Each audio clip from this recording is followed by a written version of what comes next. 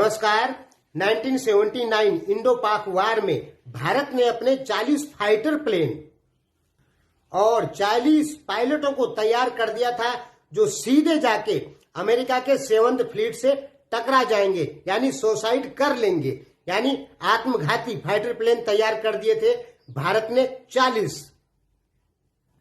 क्योंकि by of Bengal में US का 7th फ्लीट घुस चुका था और उसे काउंटर करने के लिए भारत के पास में उस समय कोई व्यवस्था नहीं थी। इसलिए भारत ने सोचा कि हम अपने 40 पायलटों की आहुति दे देंगे और 40 फाइटर प्लेन 40 पायलटों को तैयार किया गया, जिनका काम था सीधे 7th फ्लीट से टकरा जाना, एयरक्राफ्ट कैरियर से टकरा जाना, जिससे कि वो नष्ट हो जाते।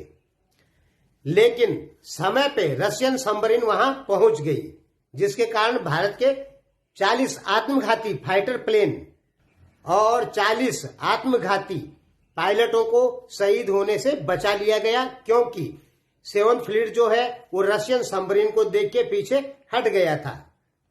दोस्तों, भारत कितना भी अकेला क्यों न रहा हो, लेकिन अंतिम समय तक लड़ा है और भारत के पास में लड़ाई का अनुभव जो है वो 5000 साल पुराना है। भारत में 5000 साल से युद्ध ही युद्ध हो रहे हैं। भारत जो इस्लामिक देशों से हारा या क्रिश्चियन कंट्रियों से हारा, यानी ईसाई और मुस्लिमों से हारा, उसका मुख्य कारण रहा है देश के भीतर के गद्दार लोग। बहादुरी की कभी कोई कमी नहीं थी। हारने का मुख्य कारण यही रहा कि हमारे देश के भीतर गद्दार लोग निकले जो कि दुश्मन सेना में शामिल हो गए। इस कारण भारत युद्ध हारा है। लेकिन 1000 साल से इस्लाम और ईसाईयत के खिलाफ लड़ते लड़ते भारत इन सबको अपने देश से बाहर करने में सफल भी रहा है।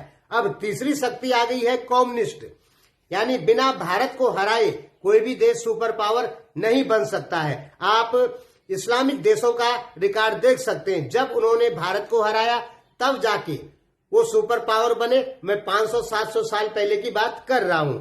इसी प्रकार आप ब्रिटेन को देखेंगे, क्रिश्चियन कंट्रियों को देखेंगे, उन्होंने जब भारत को कब्जा किया तभी जाके वो सुपर पावर बने। अब जाके तीसरा नंबर है चाइना का, कम्युनिस्टों का। ये भी वही चाहता है, चाइना भी वही चाहता है और अच्छे से जानता है कि जब तक भारत को नहीं हराया जाएगा तब तक चाइना सुपर पावर नहीं बन सकता। 2 बार हम हारे, इस्लाम और ईसाईयत से हम हारे गद्दारी के कारण। अब कम्युनिस्टों से हार सकते हैं, हमारे देश में गद्दार पैदा हो गए, लेकिन इस बार ऐसी व्यवस्था कर दी गई है कि कितने भी गद्दार पैदा हो जाएंगे तो भी भारत कम्युनिस्ट से नहीं हारेगा, क्योंकि गद्दारों को ठिकाने लगाने का काम हमारी सरकार द्वारा शुरू कर दिया गया है। बार बार एक ही गलती भारत में नहीं होगी। जो गलतियां 1000 साल में की है इस्लाम और ईसाईयत के साथ में, वो गलतियां कम्युनिस्टों के साथ में नहीं होगी। यानी कम्युनिस्ट जो सुपर पावर बनने का सपना देख रहे हैं उसे भारत कभी भी सफल नहीं होने देगा। भारतीय जो गद्दार लोग हैं उनका पूरी तरीके से इलाज करने की व्यवस्था भारत सरकार पहले ही कर दी है।